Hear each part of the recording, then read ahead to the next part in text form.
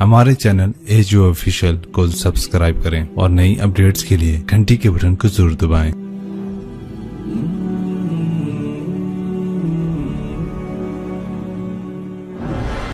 انبیاء کے ساتھ کتابیں، آخری نبی اللہ کے محبوب صلی اللہ تعالی علیہ وسلم اور آخری کتاب کلام اللہ قرآن مجید، یہ تحریف سے پاک ہے۔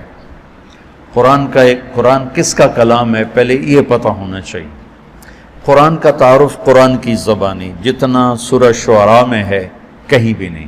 مختلف جگہ قرآن عربی لقوم یعلمون انا انزلناہ فی لیلۃ القدر لا یاتیہ الباطل من بین یدیہ ولا من خلفہ تنزیل من حکیم حمید، یہ مختلف جگہ پر قرآن کا تعارف ہے، لیکن مجھے سورہ شعراء میں جو قرآن کا تعارف ملا ہے ایک ہی جگہ، وہ پورے قرآن میں ایسا اور کہیں نہیں۔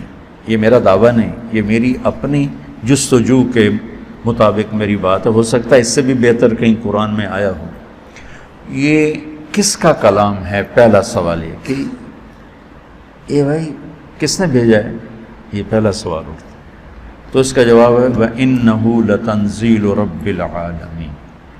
انہو کہ تمہارا شک دور کرنا چاہتا ہوں کہ یہ بغیر شک و شبہ کے آسمان والے کا اتارا ہوا کلام ہے، اور رب العالمین کے ساتھ کلام والے کی ہیبت کو ذکر کیا گیا ہے کہ کلام والے کی ہیبت نہ ہو تو کلام کی ہیبت کیسے ہوگی؟ جب وہ کہنے والے کو نہیں جانتا تو اس کے کہے کو کیسے جانے گا؟ جب وہ حاکم کو نہیں جانتا تو حکم کو کیسے جانے گا؟ حاکم کی عظمت حکم کی عظمت پیدا کرتی ہے۔ میرا بھائی تھا نشتر کالج میں کارڈیالوجی کے وارڈ میں سیکھ رہا تھا، دو تین ڈاکٹر نوجوان بڑے خوبصورت لمبے چوڑے سب کے اونچے اونچے قد آپس میں باتیں کر رہے تھے۔ ایک چھوٹے سے قد کا آدمی آیا، بے روبہ سا، میرے نزدیک وہ انتہائی بے روبہ آدمی تھا، اور تینوں ایسے ہو گئے تو مجھے خیال آیا یہ ضرور ان کا ہیڈ آف دی ڈپارٹمنٹ، ورنہ ان تو ویک کے بندہ ویسے ہی آ کے تھپڑ مارا انہوں نے دل نہیں کرنا۔ تو جب وہ چلا گیا تو میں نے طاہر سے پوچھا یہ تمہارا ہیڈ آف دا ڈپارٹمنٹ؟ کہنے لگے ہاں۔ یہ ہے جو میں نہیں جانتا تو میں کہہ رہا ہوں پتہ نہیں چپڑاسی کتوں اندر آ گیا، اور وہ جانتے ہیں تو وہ ہل گئے۔ جتنا ہم لوگوں کی عظمتوں کو جانتے ہیں اتنا اللہ کو جانتے تو قرآن ہمارے دل کے اندر اتر جاتا۔ حاکم کی عظمت کے بغیر حکم کی عظمت نہیں تو وَإِنَّهُ لَتَنزِيلُ رَبِّ الْعَالَمِينَ الحمد للہ رب العالمین وَقُضِيَ بَيْنَهُمْ بِالْحَقِّ وَقِيلَ الْحَمْدُ لِلَّهِ رَبِّ الْعَالَمِينَ، کہ یہ رب العالمین کا کلام ہے، کل کائنات کا شہنشاہ جس کا علم کامل ہے، یعلم ما یلج فی الارض وما یخرج منها وما ینزل من السماء وما یعرج فیہا، کائنات کا ذرہ ذرہ جس کے سامنے کھلا ہوا ہے، یہ اس رب کا کلام ہے۔ اس کی طاقت کیسی ہے؟ ان القوۃ للہ جمیعا، پوری طاقتوں کا مالک۔ اس کا ملک کیسا ہے؟ قل ان الامر کلہ للہ، اس کی طاقت، اس کے ملک، اس کی قدرت کیسی ہے، اس کی بادشاہی کیسی ہے؟ قل اللہم مالک الملک۔ اس کی تدبیر کیسی ہے؟ یدبر الامر من السماء الى الارض، اس کا انتظام کیسا ہے؟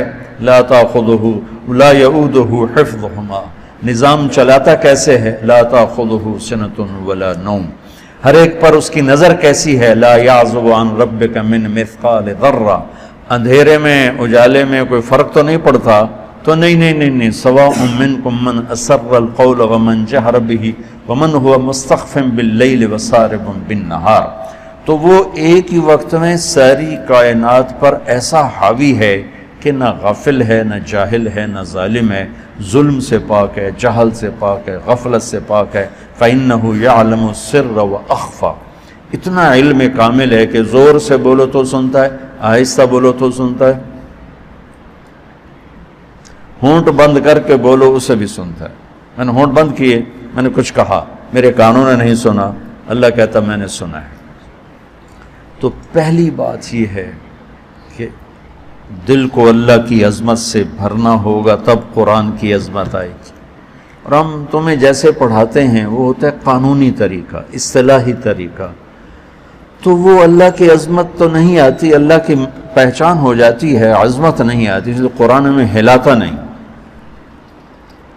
میں نے جو عربی شروع کی تھی اس لیے کہ تم قرآن کے ساتھ جڑ جاؤ۔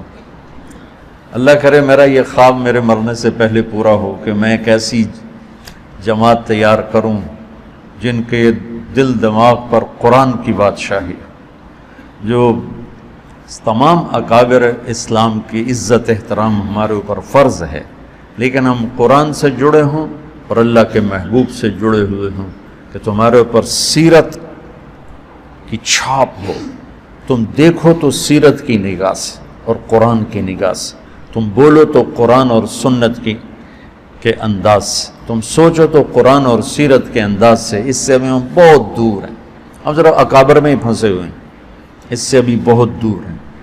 حاشا وکلا کوئی میری مراد اکابر اسلام سے کوئی برگشتہ کرنا نہیں ہے، ان کے ذریعے ہمیں ہدایت ملی ہے، لیکن بھائیو ابو حنیفہ جیسی ہستی کہتی ہیں کہ ہم رجال و نحن رجال، کہ جب آئے گی ابراہیم نخی پر اور حماد پر تو پھر ہم رجال و نحن رجال۔ اللہ کے نبی کی بات 100% لیں گے، صحابہ کی بات دیکھیں گے، جو اس میں راجح ہوگی وہ لیں گے، لیکن جب آئے گی بات طاؤس پر اور مکحول پر اور ابراہیم نخعی پر اور حماد پر تو پھر ہم رجال و نحن رجال۔ کیا خوبصورت بات! یہ نہیں کہ انہوں تکبرن کا، ان کا وہ بھی جستجو کریں گے، ہم بھی جستجو کریں گے۔ تو اللہ کی عظمت اللہ کے تذکروں سے زندہ ہوتی، پھر قرآن کی عظمت پیدا ہوگی۔ وَإِنَّهُ لَتَنزِيلُ رَبِّ الْعَالَمِينَ۔ یہ لایا کون ہے؟ اللہ تو آسمانوں پر ہے، نبی ہماری زمینوں پر ہیں، تو یہ کون لایا ہے؟ تو اس کا جواب ہے نزل بہ الروح الامین۔ کس کا کلام ہے؟ انہ لتنزیل رب العالمین۔ کون لایا ہے؟ نزل بہ الروح الامین، جبریل فرشتہ۔ کس کے پاس آیا ہے یہ کلام؟ کس کے پاس آیا ہے؟ علی قلبک، یہ ہمارے نبی پاک صلی اللہ علیہ وسلم کے دل پر اترا ہے۔ علی قلبک، آپ کے دل پر اترا ہے، پھر لفظ بن کر آپ کی زبان سے نکلا ہے۔ اللہ کا کلام الفاظ میں بند نہیں، اس کی کوئی تشبیہ نہیں۔ صرف بخاری شریف کی روایت سے آپ لوگ جب پڑھو گے بخاری تو مثل سلسلۃ الجرس، یا رسول اللہ آپ پہ وحی آتی ہے؟ آتی۔ کیسی ہوتی؟ کہ بس جیسے گھنٹی کی آواز ہو، ایسے ہوتی گھنٹی کی آواز۔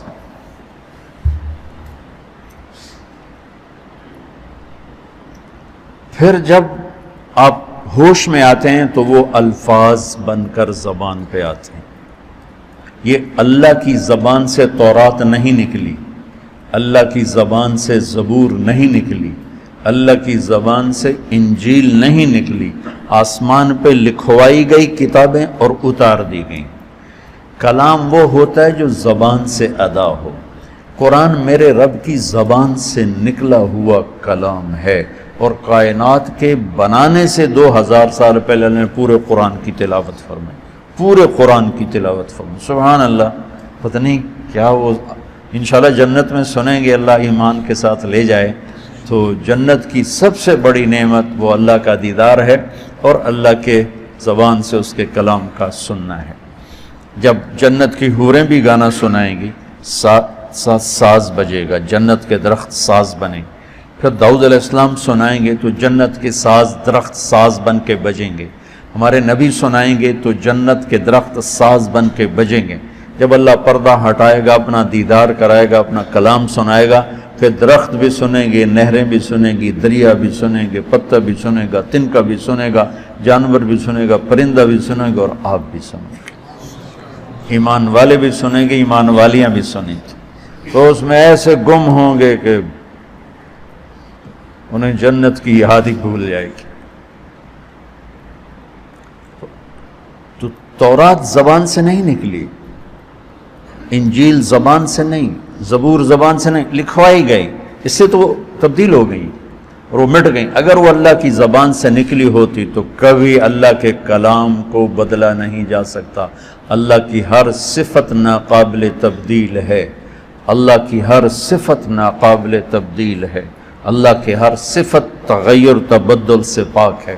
قرآن چونکہ اللہ کی زبان سے نکلا ہوا کلام ہے، اسے بدلنے کی لاکھوں کروڑوں کوششیں کی گئیں، کوئی کامیاب نہیں، کوئی ایک کوشش کامیاب نہیں کہ یہ میرے رب کا کلام ہے، علی قلبک، میرے نبی کے دل پر اترا ہے.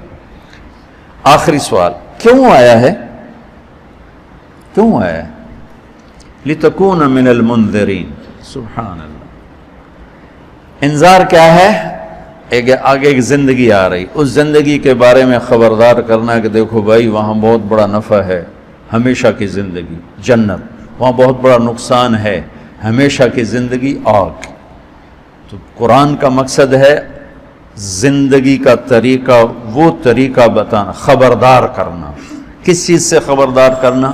زندگی کے اس طریقے سے خبردار کرنا جس پر چل کے ہم سب دنیا میں بھی سکون سے رہیں اور جنت میں بھی کامیابی کے ساتھ پہنچ جائیں. جس طریقے پر چل کر دنیا کی مشقتیں اور دنیا کی مصیبتوں سے بچیں اور جہنم کی آگ سے بچ کر جنت میں جانے والے بن جائیں. قرآن اس لیے آیا ہے، ان ھذا القرآن یہدی للتی ہی اقوم. بہت سے رہبر بیٹھے ہوئے ہیں یہاں، تو قرآن، اللہ کہتا ہے کہ قرآن وہ رہبر ہے جو سیدھا راستہ دکھاتا ہے.